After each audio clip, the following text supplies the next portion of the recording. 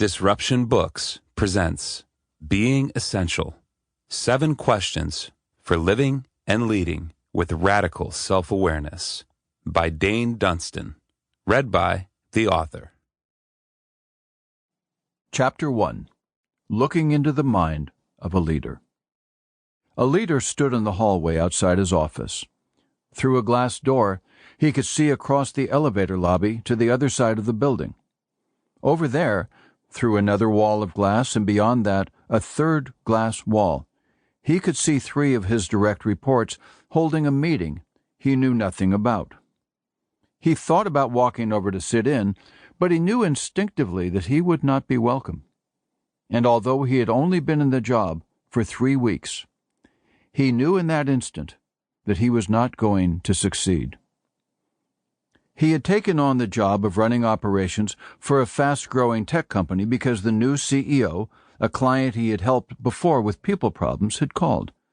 He had some young, immature managers running sales and ops. He wanted to put them all under the leadership of a senior officer.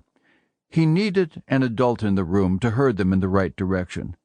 "It'll be easy," the CEO said. "You'll be great at it."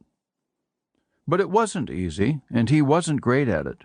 And the worst of it was, he knew in his bones that this was a bad decision before he accepted the job, and yet he went ahead with it anyway. The offer of a few million shares of unvested stock would give him just the payoff he needed if the company went public. And why wouldn't it? The CEO was one of the smartest he'd ever worked with, and had already taken 2 large companies public with great success. How could this fail? There were a lot of voices in the leader's head as he stood in that hallway looking through those 3 glass walls. A lot of voices with some not very helpful opinions.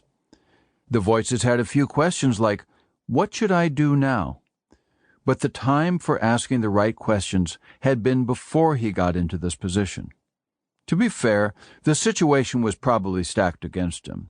It was a little like a slapstick comedy where the new stepdad joins a dysfunctional family and the kids are determined to see him fail. To be honest, he came into the role feeling so uncomfortable for so many reasons that he surely would have come across as inauthentic and even just a little weird. He also came in with a fixed attitude about the young managers instead of an open mind and an open heart. And to be really honest, he had come into the situation carrying baggage from some personal issues he should have been home cleaning up, instead of commuting to another city trying to pass himself off as an up-and-coming tech executive. Sample complete. Ready to continue?